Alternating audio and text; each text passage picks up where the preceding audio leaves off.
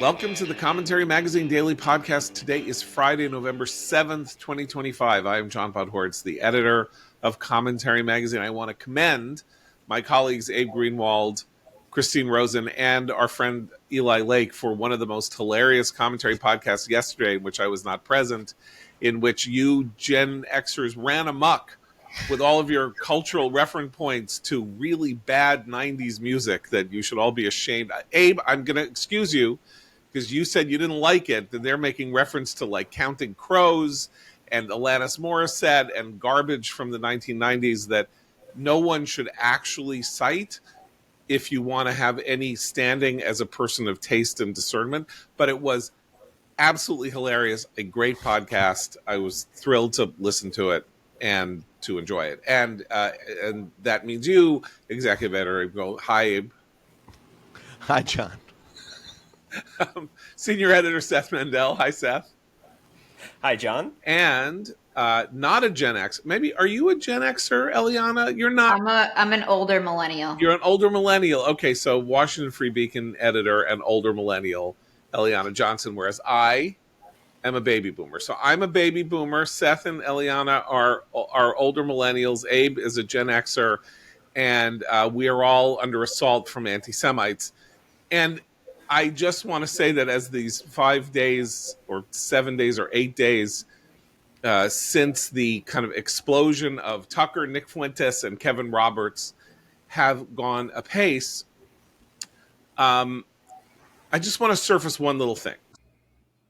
So one of the proposals by the Heritage Task Force on Anti-Semitism was that in order to calm and still the waters of controversy, perhaps Heritage staffers could accept invitations to go to Friday night Shabbat dinners at the homes of Jews. And a young staffer there was concerned about this, said, is this like an order? Are we going to be punished if we don't do it? Because Friday is the day that Jesus was killed, and that's a day for contemplation of that fact and for sometimes fasting or eating other things. And so I don't feel comfortable being told that I have to go to a Shabbat dinner at somebody's house, but I don't want to be punished for it. Okay. So a lot of us made fun of this, or some of us made fun of this on social media. It's like, this is Shabbat dinner, just for people who don't, is not a religious service. It is a Friday night dinner at which 3 or 4 different prayers are said at the beginning, and one little song is sung. The song welcomes everybody to the house, and then you say a prayer to welcome in the Sabbath, and then some people say a prayer over their children, and then you do what's called Kiddush, which is you make a blessing over the wine and bread, and that's the end of it. It's like 3 blessings and a song. It lasts 5 minutes. It's not a service. It's like saying grace. Like if I went to a Christian household and somebody said grace, I would close my eyes and put my hands, at my sides and, say amen at the end of the grace. People who don't know this seem to think that this is some kind of a, ritual, like the Passover Seder is a ritual. It is not. It is a dinner. And it's a communitarian event, because ordinarily Jews invite friends over so that it can be a kind of celebratory weekly event, friends or family or whatever, and kind of high-spirited and fun. That's all it is. And it's warm and welcoming. And like any family gathering, there could be, like a movie where secrets are revealed at a Christmas dinner where families are dysfunctional. You don't know what's going to happen. Bad stuff could happen. I'm not sure it's necessarily helpful to invite non-Jews to a Shabbat dinner if if there's going to be fireworks at the dinner. But anyway, was a very there's a new movie out now on Netflix called Bad Shabbos, where apparently Method Man is involved in covering up a murder to Shabbos dinner. Well, Method Man has not been at any of the Mandel Friday night dinners. Yeah, so Method Man is not responsible for the death at the Shabbat dinner at Bad Shabbos. I just want to make this clear. That's not what happens. It is a hilarious black comedy I'm not sure that non-Jews should see it because, again, I don't know whether it will stir admiration for our great senses of humor or whether it will be like, you people are crazy. I don't need to have anything to do with you. But anyway, actually a movie that I love and is available now on, I think, on Netflix. Anyway, that's the Bad Shabbos story. What I was struck by in response to this idea that you should come to Shabbat dinner and see what it's like to be a Jew in America or something like that. And then this kid saying, wait, this might violate my religion. And another kid at the Heritage Foundation saying, I too believe that Christian Zionism is a heresy. And I'm not going to litigate or go into Christian or Catholic doctrine that explains why, because it's not my doctrine and it makes me sick. But, I respect that there was a world of people who believe this notion that somehow, being a Christian and a Zionist and that the Bible suggests the Christians should support Jews, if that's controversial, then it's not my controversy. What I was interested in was the comments. I know you're never supposed to read the comments, but on Twitter, hundreds of comments under every post involving quoting this kid whose name I won't mention, saying he, was worried that he was going to be forced to go to a Shabbat dinner when it violated his religious principles, was, how dare you force this kid to go to dinner at your house, you effing Jew boy. I mean, it had that quality. It's like, you're saying you're now forcing people to do things in order to prevent anti-Semitism. Well, now let me say something incredibly anti-Semitic in response to this and reveal my true character, which is what Nick Fuentes does and what Tucker Carlson does. It's like a kind of releasing bad emotion and evil intent, and what we call Yetzer Hara in Hebrew, the evil inclination in the human soul, is revealed. And maybe that is healthy, even if it's evil, because it gives us a sense of what it is that we're dealing with here. That the most benign idea, and I think actually sort of a silly idea, though, again, I it's partially comes out of the Mandel family, so I don't want to say that what you do is silly if you invite anybody to your house that you want, but the idea that there will be a positive result from having somebody at your house for Shabbat dinner who has expressed violent or negative views about Jews in Israel, I think is a bit of a wish. It's a wish without a possibility of real fulfillment. But it is as mild a thing. It's not like saying you need to spend a weekend, you have to go to services and you have to lay tefillin and you have to, have a ritual circumcision and you have to have a bar mitzvah and you have to dissociate yourself from Jesus Christ. It's just like, go to somebody's house for dinner and have a nice time and maybe you'll stop seeing them as animals or monsters or something like that. Well, one of the organizing, one of the reasons we do this is because it isn't actually outreach. It's not actually designed to change minds about anything. It's the reason people like it is because it's literally just having a home cooked meal, on a Friday night with people who may eat or celebrate differently, but with lots, different people. But it's not really there's no intention behind it. It's just people started, we started doing this, when we were first in DC, a decade ago, and people liked it because they liked, it turned out, coming from the Hill and then walking into a home where people's phones were off. There was this sense of privacy and whatever. And it wasn't intended to be, this was not the Elders of Zion meeting. It wasn't intended to be some sort of off the record thing. You can use your phone at my house. We don't make you put your phone in the bag, like you're at a Dave Chappelle show. and then you retrieve it afterwards. You can use your phone. You can bring your phone. There's no rules, for non-Jews or whatever. But people liked the idea that like people weren't constantly taking selfies. Hey, look at me. This is me and gefilte fish right here. Yeah, and stuff like that. That it was just like people just sitting and talking. So You that's you serve gefilte fish, and you expect people to leave the table philo-Semitic. So I we like stopped. gefilte fish, but that's a very controversial tactic. I don't Right. think. I So think you want to maybe eliminate the gefilte fish when the Gentiles are at the table. Many people repulsed by gefilte fish. I just want to point this yeah, out. the I don't know how gefilte fish is Eliana and Abe feel optional. about it. The gefilte fish is It's all optional optional, but I'm because just saying people look yes. at gefilte fish and they're like, What is that?" And No, they're but right. what I'm saying is that we follow the Geneva Conventions regarding You do. gefilte fish. Okay, fair enough. Fair enough. But yeah, Anyone anyway, want to so it was just defend gefilte before we go on? Does either Eliana or Abe want to defend gefilte fish? I mean, I love it. I have Okay, zero you love it. problem All with right, good. it. That's all. I Eliana, you don't know. love it. Okay, I don't love it, but I I saw don't it on hate your it face. either. Okay, But I'm not gonna like jump in and then proselytize on the behalf of gefilte fish. okay.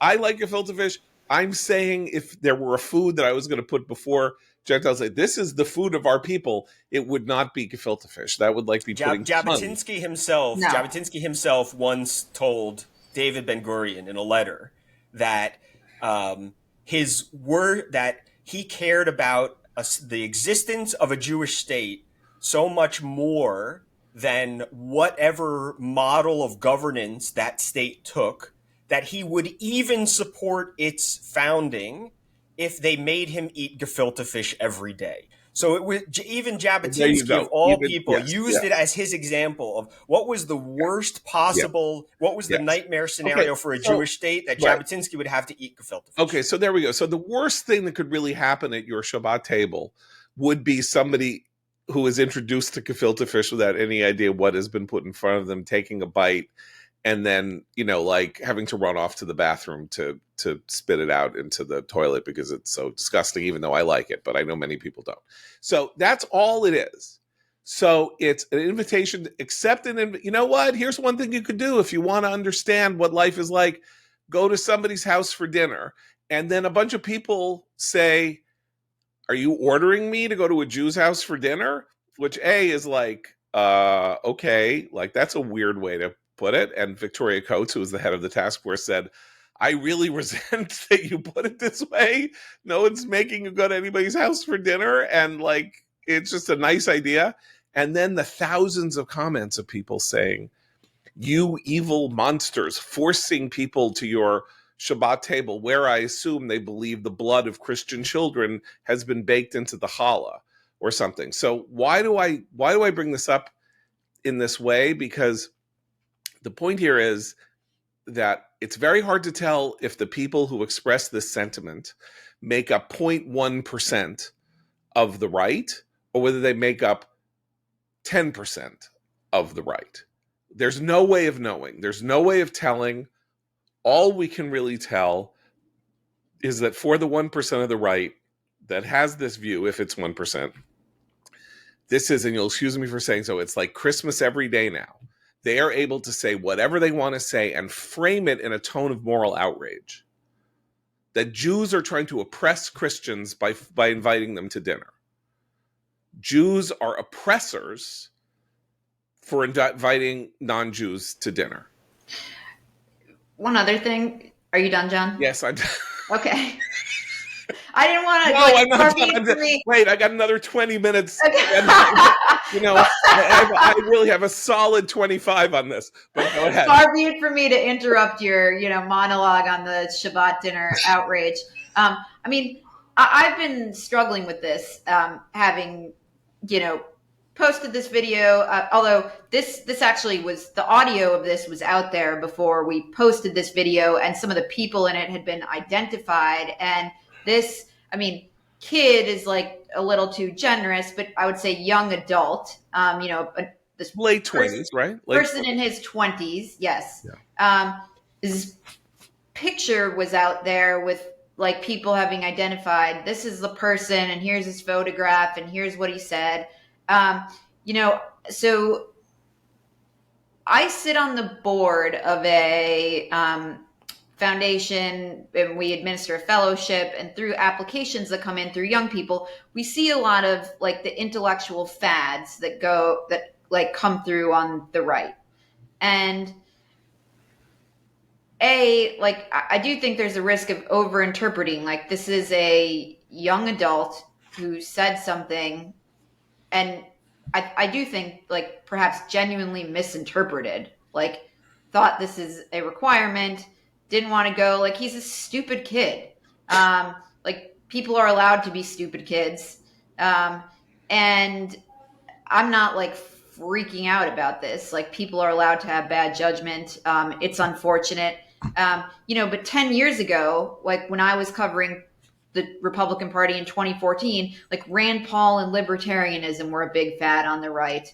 And you see these things kind of come and go. And the question to me is like, do these kids now, and we saw this generational divide play out in the Heritage Foundation meeting where the young people were on one side of this and the adults seem to be on the other side of this.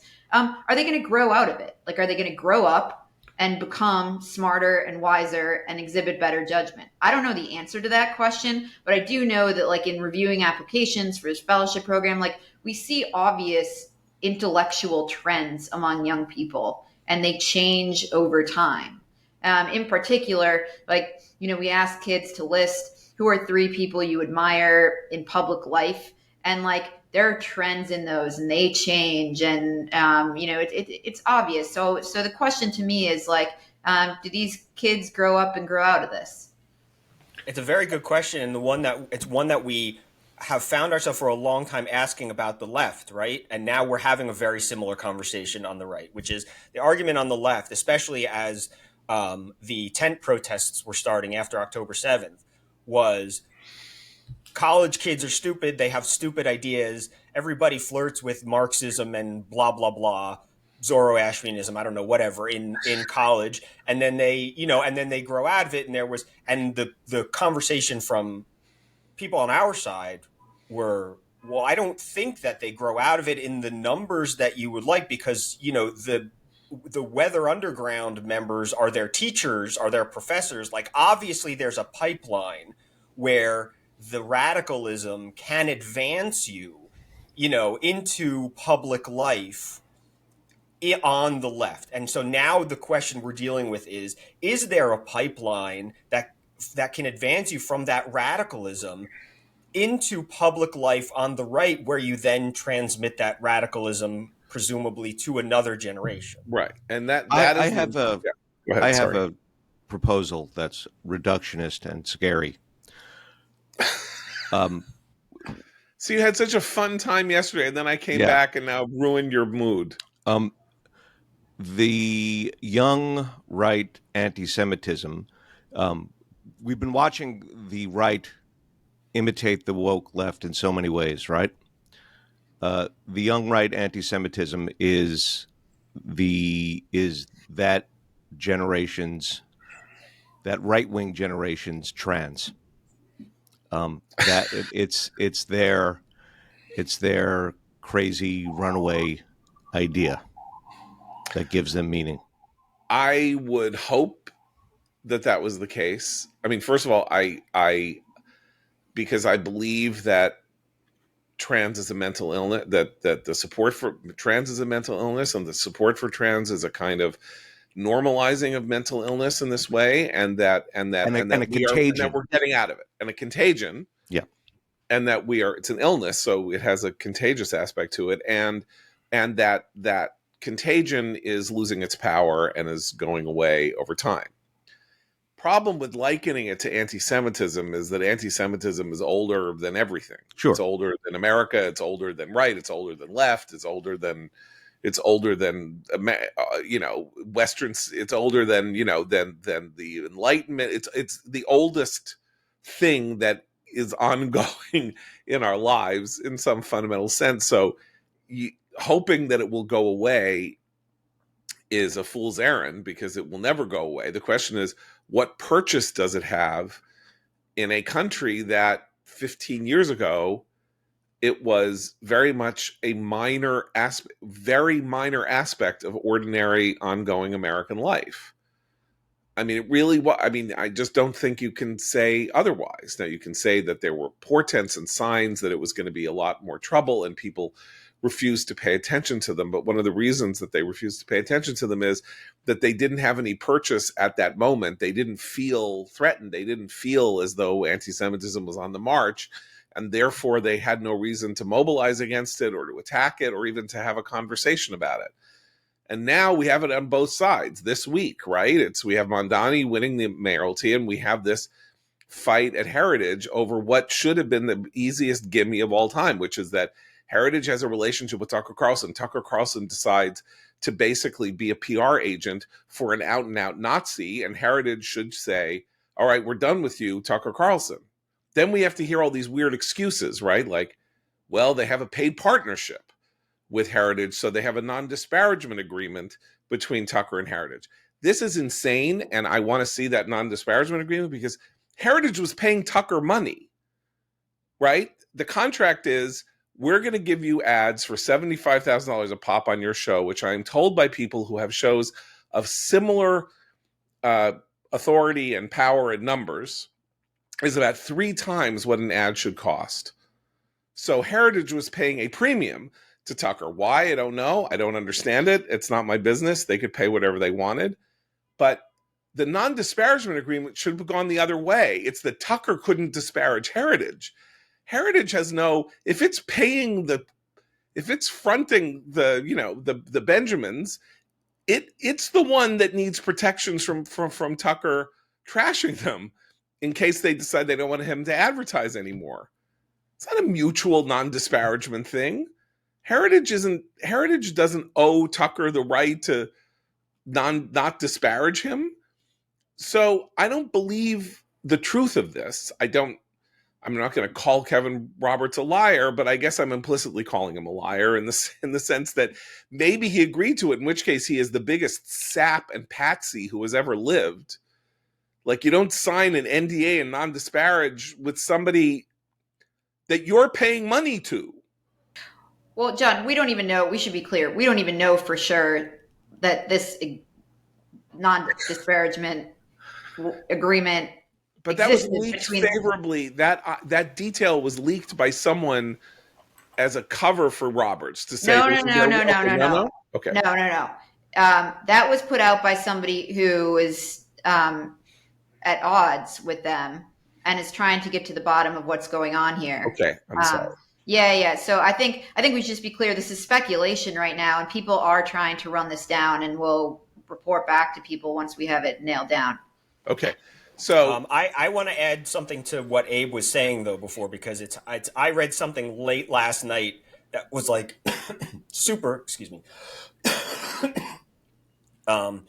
That was super relevant to this, which is there's this. I don't even know what it's called. Heat Map News, and its bioline is a new media company focused on the biggest story of our time, climate change. Okay, so it's a climate place. What somebody who writes for it posted a part of a story that people were talking about last night, and the story was about data centers and the revolt against data centers and the amount of energy and whatever the climate suckery of data centers. Okay, and let me read you this part. On one end of the spectrum, left-aligned activists and local leaders are raging against the energy and water system strain that'll come from the data center boom. You have folks like Blake Coe, an activist fighting data center projects in San Marcos, Texas. Coe told me he began opposing data centers after being politically awakened by a totally different issue: the Israeli government's offensive in Gaza and alleged genocide of Palestinians there. But as he told me, he didn't have, quote, the clout, the money, the whatever to work on fixing a genocide, end quote. After learning about the project in San Marcos, he concluded that the community there was something he can fight for. So, this is Abe, I think what you're saying, right? Which is like the guy got involved in politics because he thought the Israelis were committing a genocide in Gaza, and his activism is to protest against the construction of data centers in Texas, in San Marcos, Texas, right? So that's the risk here is that, and we've talked about this before, which is the reason that people in the Zoran Mamdani wing of the Democratic Party, in the activist part of the party, have worked so hard to make Israel a litmus test is because it makes it the price of admission to everything else, right? Greta Thunberg is, you start out by saying, save the whales, and you end up on a ship to Gaza, right? That is, and so this guy went in the other direction. He started with Gaza and he ended up in data centers. But the point is, there is this, price of admission. You come in here, the thing you have to care about is Gaza and Israel and whatever. And the worry is that it sticks with you in a way that, like, okay, if this has to be my fundamental priority, I don't even have to work in it. I can go work in protesting data centers. I can chain myself to a tree in Montana if I want. I just have to start by saying Israel's committing genocide. And so the question is, does that stick as something that that gatekeeps in democratic politics? Does it become difficult to rise through electoral politics if you have not made the initial pledge and don't have those sort of like original battle scars? Or is it a trend that just, next time it'll be, it was trans, it's Gaza, and next time it'll be something else? So on the right, then, if we use your analogy, what does this explosion of anti-Semitism on the right, what would it be a gatekeeper for? Like, what would be the, well, I can't, like, get Jews out of Hollywood, but I can X instead. I'm just trying to think through what it is. Because well, some of it is connected right to. I mean, Tucker has said this, and when he was talking about Nicolas Maduro being some sort of social conservative, right? We've heard that sort of thing before, and we've heard it with Putin before.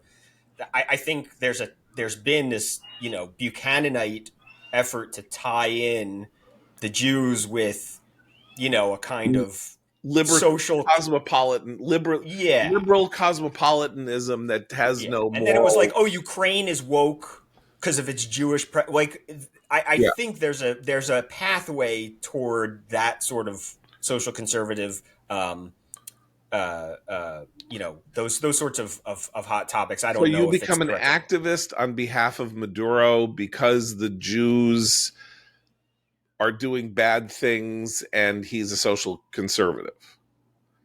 Even though the regime in Venezuela, one of its hallmarks as Chavez was gaining power was attacks on the Jewish community in Caracas that led to a almost complete emptying out of the Jewish population of Caracas and the firebombing of a Jewish center in Caracas and other things. So there's an anti-Semitic tint to the Maduro. If you think that's not part of why Tucker likes Venezuela, is that A, it's socially conservative because, I don't know, homosexuality is outlawed or something.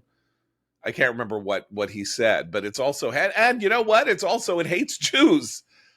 It's the trifecta. So who cares if it's socialist? And by the way, what is socialism anyway, but caring for poor people? When it gets right down to it, what does that matter? I mean, maybe the answer is that you don't, if you're actually motivated by old form anti-Semitism, given rebirth, then you don't need a secondary issue. Maybe if you're a right-wing anti-Semite, you don't need a secondary issue. If you're a left-wing anti-Semite, maybe a secondary issue is helpful because you have so much else you want to overthrow. I'm not sure. I mean, the thing about Fuentes and Carlson and everything is that, not that I'm saying that the left has any positive agenda. I mean, I think, the climate change stuff is all negative, and obviously Israel as a genocidal nation is a negative. But I mean, what do they stand for? What does Nick Fuentes want? Like, what does he want the Republican Party to do? We see in the last week, for example, Marjorie Taylor Greene, whom one would have thought was the craziest Republican you could field, starting to say things like, we need to get things I'm going to run for office next year. Maybe we should think about how we get some things done so that I have something to say to my voters that I did while I was in Congress these past 2 years. Like, she's awakening to the idea that maybe there's a strain in politics that requires you to act in a way that is defensible on the idea that you've helped make somebody's life better or tried to make somebody's life better by your actions as a sitting politician. But I don't see any positive agenda items on the Tucker Fuentes front. Right. Well, I made this point a little bit yesterday in my newsletter. So we've said for years that this anti-establishment, there used to be an anti-establishment left, and then the right was the right, whatever that was. And then a few years ago, the anti-establishment right popped up as well. What does it mean now to be an anti-establishment right winger when Trump has mainstreamed populism on the right and delivered everything that those anti-establishment right wingers had wanted? They wanted the borders secure. They wanted to deport illegals. They wanted to crack down on DEI. They wanted to crack down on transgenderism, on wokeness generally. What does it mean to be anti-establishment? Well, when you have a right-wing president as pro-Israel as Trump, it means you're anti-Semitic. That is the stuff of right-wing anti-establishment now. Well, I think that's part of it, but also when you ask, like, what do they want? I mean, the fight is also about foreign policy, because these people are at loggerheads with Trump's foreign policy, and while Fuentes will go directly at Trump, what Carlson does is attack Lindsey Graham and other people who support a muscular vision of American engagement with the world. And so Tucker Carlson devoted 2 hours the other day to interviewing Lindsey Graham's primary challenger. And the subject line of his newsletter was, I want to pull it up. It was something like Lindsey Graham's psychosexual murder spree, or, something like that. And that is his way of attacking Trump by attacking those who support Trump's foreign policy. But I think when you ask, like, what's this about? What's their positive vision? It is an isolationist, more isolationist American foreign policy. Okay, I think you're absolutely right about that, but it seems a little anodyne compared to the violence of the rhetoric that they are supporting. By which I mean, okay, you can say it's foolish for us to be involved in Ukraine. It's foolish. Russia's too powerful. What the hell do we care? This is Europe. It's on a different continent. We don't care. It's another to say that those ideas then lead you to think that Winston Churchill was the great villain of the Second World War and that Stalin was pretty great. The two are not, that. So the question is, what is it that pushes the Tuckerites further and further and further to the extreme? Is it that the taste for extremism has no bottom, and so if you're gonna go down that road, you want to go as far down that road as possible so you can see whether you get to the right wing Oz, or something. I'm not sure. I think you're right, but there is a realist version of that fight, and then there is the psychotic version of that fight. Now, I'm perfectly willing to associate the two because I think isolationism is an evil, but I don't think that I don't think that Elbridge Colby, who is the policy planning director at the Pentagon and somebody whose views on things I mostly abhor, I don't think that what he wants is to be associated with somebody who says Nazism is great and I love Hitler and I love Stalin. I think he would look at that and say this is disqualifying for my 15-year agenda to change American foreign policy in this direction. You're ruining it. You're screwing it up. I was not going to say screwing it up, but I held back. I hope but I do assume he's not, he's not a psychopath, so he would want people to think it's the mainstream to not want American involvement in X and to prepare for war with China, for example. Sorry.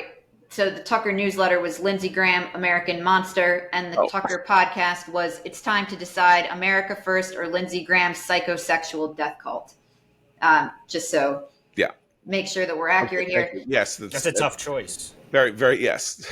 But to your point, John, like there's a more mainstream version of this like isolationist impulse, and then there's the Tucker Fuentes, and those two, like, they're not totally the same, but there's like a lust for power on the Tucker Fuentes side, and they are trying to drag like the more mainstream people into that camp and exert power over them. And that is why you hear, I think, Fuentes threatening JD Vance. He went on his podcast and threatened him and said, if you denounce me, I will go out there and campaign against you. So like they are trying to co-opt these people through threats and exert control, like seize the institutions. Right. And of course, it's not just Nick Fuentes is also at war with with the now sort of like sainted martyr of the right, Charlie Kirk, by insinuating that something untoward is going on between JD Vance and Erica Kirk or something, like I thought you weren't allowed, that if there was one person in America on the right that you could not talk smack about, it was not only the late Charlie Kirk, assassinated for his views by a trans psychopath or a trans loving psychopath, but his tragic young widow. Like, you're going after his widow. Are you kidding me? Like, but everything is forgiven as long as you hate the Jews. That is their litmus test. Right. So that's where the numbers game starts coming in and where I freak out. Okay. So, because I heard Megyn Kelly say yesterday that Nick Fuentes has 5 million followers on Rumble or on Twitch or whatever. So 5 million people is a lot. Doesn't mean that any of the could mean someone like follows you and doesn't watch you or something like that. It doesn't mean that they're all like part of your camp following. But 5 million people out of 330 million people is more than 1% of the country. So if I said to you, okay, well, 2% of the country is like virulently anti-Semitic and wants Jews dead. On the one hand, you would say, well, what do you expect? Like, it's the world. It's Jew. Everyone has hated Jews forever. If it's only 2% in America, it's not so terrible. But then you have Mamdani on the other side, and you have people saying there's no question that Mamdani is dangerous to Jews and threatening to Jews, and then he wins this election. Now he gets a million, 1.2 million votes. It's not like he got 50 million votes, but how big are these numbers? And what does that mean as a matter of our own self-defense as Americans and as Jews in the United States?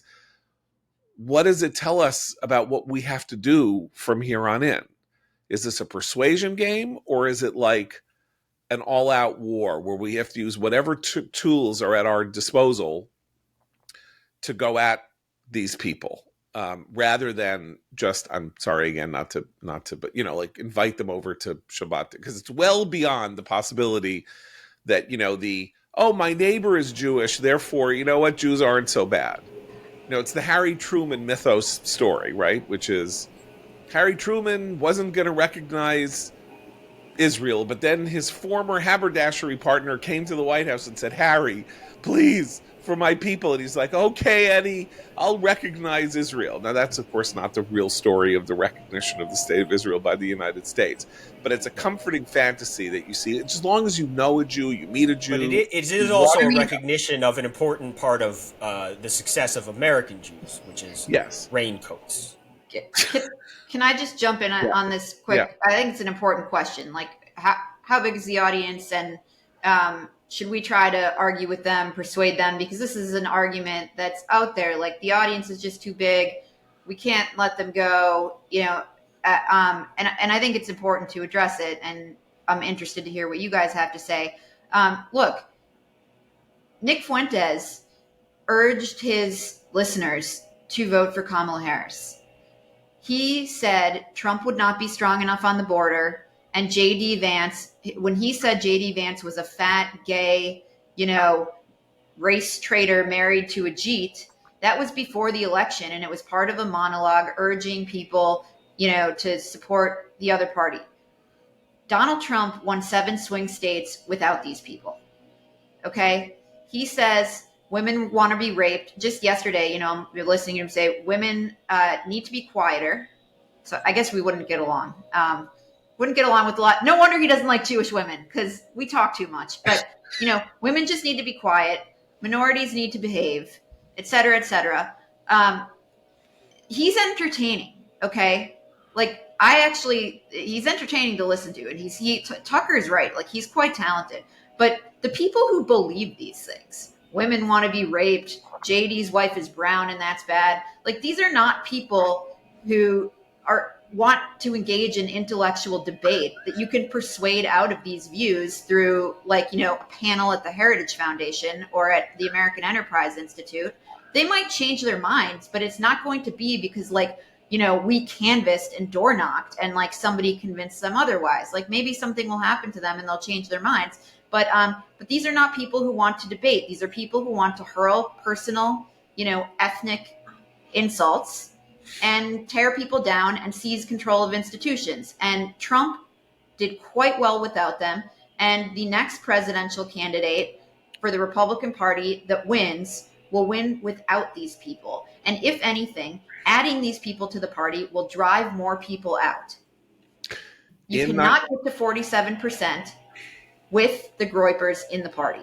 In 1991, Pat Buchanan, columnist, star of Crossfire on CNN, decided to run for president of the United States against the sitting Republican George H.W. Bush. He initially decided to run against him on foreign policy grounds because, as he said, somehow the Jews were forcing Bush into going to war against Saddam Hussein. And it wasn't people named Goldberg who were going to die in this war. It was Leroy Brown and Polanski. He did this kind of World War II movie ethnic list of non-Jewish names that were all going to die for the Jews. Now, this was a psychotic idea. Israel was not only didn't really want America to go to war against Iraq, it was worried, and it suffered with the result because it was not allowed to defend itself against an attack from Iraq. And then later in that year, Israel became the whipping boy at an international conference about how to deal with the Middle East after the victory of the United States against Iraq. Nonetheless, this was the key issue for this group of people that ended up many years later starting the American Conservative, these kind of libertarian isolationists who decided that Israel was secretly at fault for the fact that America went to war in Iraq. He ran on that. And then as he went to New Hampshire and started politicking, he seized very brilliantly on the fact that what people were telling him was that life was too expensive. They were losing their jobs because of the way globalization was affecting their livelihoods and economies. And then he became a populist on economics. He had not been before. That wasn't an issue that was of interest to him before. And he ended up getting 37% in the New Hampshire primary. I'm telling this story because throughout 1992, there was a very big fight inside the Bush White House, which was ideologically tone deaf and brain dead, about whether or not it should oppose Buchananism and go at it, use it and try to crush it, give Bush a target to attack and say, this is what we are trying to move away from. We're trying to do whatever. Or were there too many people? Did they have to be brought into the big tent and be humored? And it was decided mostly to humor them, and Buchanan got a major place at the 1992 convention and gave what was, in my lifetime, the most famous convention speech in American history. The speech where he said there is a war going on inside for the soul of the United States, It was an amazing speech. I mean, it was a vile speech, but it was an amazing piece of rhetoric. And did he bring them into the tent? No, he depressed Republican turnout. And everything that was said by Buchanan, everybody who was stirred by Buchanan voted for Perot and elected Clinton. I'm bringing this up to say that the effort of Republicans to bring extremists into the tent whose message is fundamentally at odds with where the party stands has a history of being a disastrous failure. Yes, and the reason for that, one of the main reasons for that, is because people look at let's go back to the 5 million number. So and so has 5 million subscribers on YouTube. How many of them vote? And who have they voted for in the past? How old are they? Right? Are they old enough to vote?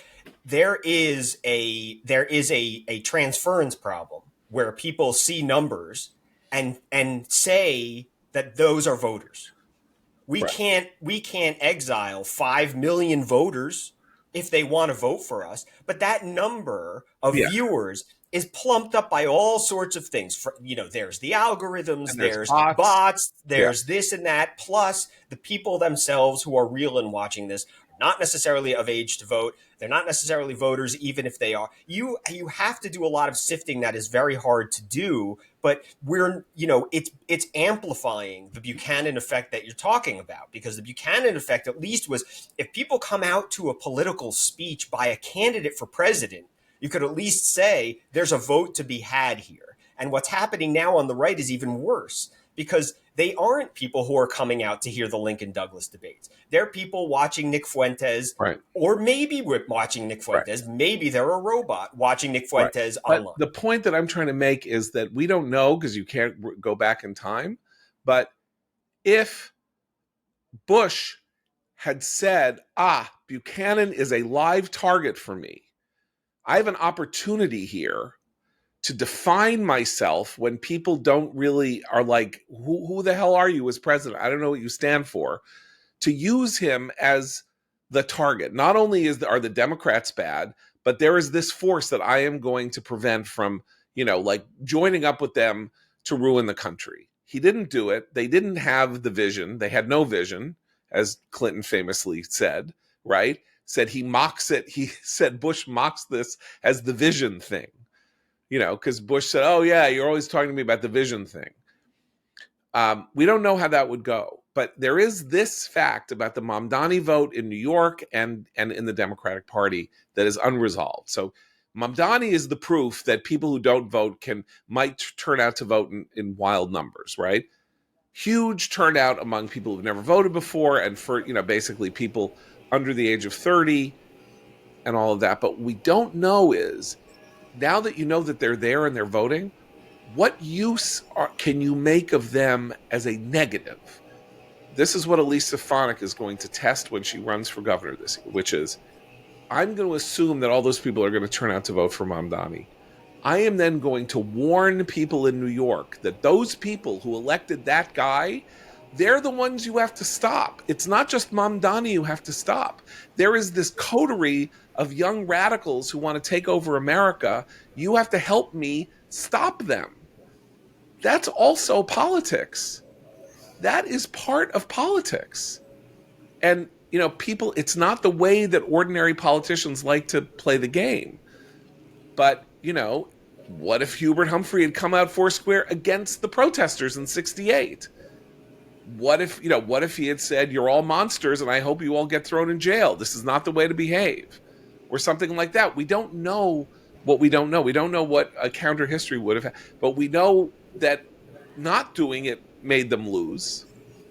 So it's just an interesting set of what ifs. And where Jews are concerned, I just don't think that we have a choice. And this goes to a whole complicated series of decisions that individual people are going to have to make about this. But when I say we don't have a choice, I mean, you can't bring them in. And we don't want the right to bring them in, because if the right brings them in, we're out. We're not only out because they want us out, we can't associate with them. And there's the Democratic Party, which is already making clear that we can't associate with them either. So we better fight for the one force that we can still maybe have a home in, with the left having gone totally over to the other side. What are we going to do to save ourselves from this horseshoe effect? And also worth noting that the example you brought up with Pat Buchanan was that exact example was used by William F. Buckley to denounce Buchanan as an actual anti-Semite. He wrote Right. an article. A The article was 40,000 turned word into article. Yeah. right. It was the 40,000 word article. It was the entire issue of he wrote an Yeah. entire issue of National Review Right. on this question. Anti-Semitism that was expanded only slightly. I don't know how many more words the Yeah. book was than it, Right. but about anti-Semitism, and he honed in on the fact, that Buchanan said, the people who want this war are A.M. Rosenthal and Charles Krauthammer and Richard Pearl and Henry Kissinger. Yeah. And the people who are going to die have names like McAllister, Murphy, Gonzalez, and And Leroy Leroy Brown. Brown. Yeah. That was what, he specifically pointed to as a gatekeeper, Buckley Yeah. did, and said, you can't tell me there's not a clear reason he's speaking the way he's speaking. So the other the other relevant fact for us today is the question of gatekeepers. There isn't a Buckley. That's a different discussion about whether we should or have whatever, whether you can. But the point is that factors into it also, that comment by Buchanan triggered Yeah. the conservative movement's gatekeeper at the time, Right. and there's nothing to trigger now. Today, the lunatics have huge podcasts, and the non-lunatics have, little magazines. Well, although they also have the Speaker of the House. Yes. And they have the majority leader of the Senate. I mean, and they have the most Zionist president in the history of the United States sitting in the White House. So it's not like the battle is lost. The battle is not lost. They want to make sure that the battle is lost. Their anti-institutional frenzy is about cutting into the power of those who actually do seem to represent the majority of opinion on the right. They're trying to use their rabid minority as and amplify it and make it seem more powerful than it is, to Plato's cave out the people like Kevin Roberts, who isn't Mike Johnson and isn't John Thune, but is totally able to be swayed by the fact that somebody called Adolf 27328 on Rumble and Twitter will say nasty things about him if he cuts Tucker Carlson off. So far, we don't really have evidence that the people who actually have to go to the voters and get their votes are buying into this. It's the people who are like playing footsie are, Tucker and Fuentes, and unfortunately my old friend Megyn Kelly, who is not covering herself in glory with her refusal to stay out of the fray or to try to explain away the behavior of the people who are acting this way. And then there's J.D. Vance. And then ultimately there's J.D. Vance, right? So, and the fight for the soul of J.D. Vance is part of is that's it. Is the game here, right? I mean, remember the thing about Vance is he's 41 years old. He's been in one election, and then he got named vice president to Trump. So he is the most remarkable young man in America on the one hand. On the other hand, we don't know what his political seichel or his wisdom is here. We don't. And if he is so online that he thinks that what Nick Fuentes thinks is more important than what John Thune thinks, maybe we're going to see President Newsom in 28 just waltz right into the White House because this guy decided to in play this way. It's weird to say this, I know, but I really believe it. This is the right's Obama.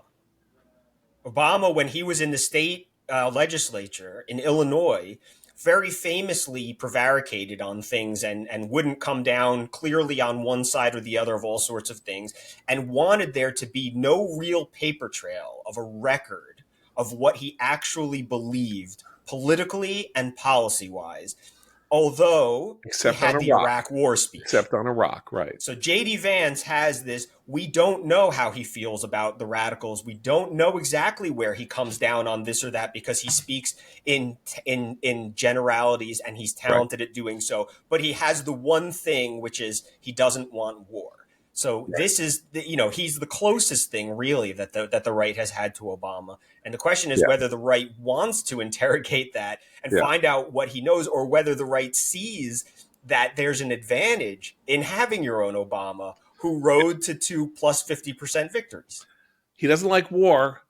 His president participated in the destruction of his boss, participated in the destruction of the Iranian nuclear program, and is right now firing on boats, in the Atlantic, and has blown up 17 boats in the Atlantic. Like, this is not somebody, okay, it's not a declared war, but this is not somebody who is averse to using military action at will without congressional authorization and all of that. So, I don't know how far he can go being the anti-war person. It's just that he doesn't like Ukraine. That's it. Like, that's not a consistent position. Anyway, as I say, I think one last point, and then I want to get to Seth's recommendation, just to see if you guys agree with me. I think we now need to think even more seriously about the electoral prospects of Gavin Newsom after Tuesday, because Gavin Newsom is now the only person who is seriously in the fray for 2028 who will have a very specific thing that he can go to Democrats in early states and everywhere and say, I did something to stop Trump. You all blather about it. I created this ballot initiative. I got 5 Democratic votes in the House in 2026, fighting the Republican effort to totally gimmick up and keep the House by screwing around with redistricting. I single-handedly, assuming as I do that Democrats will win the House in 26, I single-handedly made that possible. And what I did here, I can do in the country. I can stop the Trump movement in its tracks, and I can do things, move things forward and everybody else talks and I act. And I think that's a pretty powerful message. Yes, no, am I wrong? I don't know. I think it Depends depends. how you act. Depends what you actually do. But yeah, I mean, it can. But I also think it depends on what degree the Mamdani phenomenon takes off on the left as a kind of challenge to that, as the sexier model. Right. I thought Gavin Newsom was a top tier Democratic candidate before Tuesday. I think that afterwards. And I agree with Abe because I thought AOC was going to be a leading candidate in 2028 before Tuesday. And I tend to still kind of think that after, just because I think that's where the energy in the party is. And her rallies with Bernie, the stop the oligarchy, kill the oligarchy, whatever they were, where they took private jets to and fro, all over. Those were just getting huge crowds. There's a lot of energy behind that. So I think they're both top tier candidates, and it's an interesting fight. I'm just saying there's now a real fight because in 2019, it was nobody had anything, with the exception of Biden, who had been vice president, nobody had anything to say for themselves. Kamala Harris was like, I gave people a tough time in a hearing once. Like, Newsom will have a thing that he did in 2025 that has major political impact. So you can have the rhetoric versus the reality, and Newsom can say, maybe you can get everything you would get from AOC from me, plus I'm effective, or something like that. I don't know. It's a fun fact that there will now be a Democrat with a record to run on that would be very hard for like AOC to say, that was nothing. That was nothing. You got us 5 seats. Can't do it. Like, you're not an empty suit. He did something big, the biggest thing he's ever done in his career. So anyway, I just think that's fun. It's a fun fact, and we'll have, if there's a contest on the Republican side, it'll be interesting to see what issues there are that will make a difference to people, or if it's just, well, Vance is Trump's vice president, so it'll be Vance. Seth, you have a recommendation? Yeah, so I thought that since we now finally have our first look teaser and some photos of the Night Manager season two, about 10 years after the first, I thought I would recommend the Night Manager, the mini series that you can get on Amazon Prime. And also, if you're in Britain, BritBox, BBC, all that stuff. This is an adaptation of John le Carre's novel of the same name, and I happen to think that it is arguably the best adaptation. I know that Tinker Tailor Soldier Spy is in the conversation, and there are others, but John le Carre can be very difficult to adapt, and the movies tend to have a harder time than a miniseries, and so they gave this a season of the Night Manager and really let them flesh out the book and the intrigue in it. And it was a monumental success. It was a great middle series miniseries. Tom Hiddleston, Hugh Laurie, Olivia Colman, and Tom Hollander were kind of the main ones. The plot is it's not all that important, but it did center on Arab Spring related events, and then weapons sales, and war profiteering, and all that sort of thing. But it was beautifully shot, from the ski slope mountains to beautiful beaches and shores. It was kind of like a bunch of James Bond movies in one, in the way that it was like a travelogue of like, where has Bond been, in a way, and that and letting it breathe over the course of a season really helped that. The season 2 is not going to be based on a book, because John le Carre is no longer writing books, as we know. But he is also, there's no sequel. So it will be interesting to see. But I really think that, among the interpretations of his work over the years, The Night Manager in 2016 really nailed it.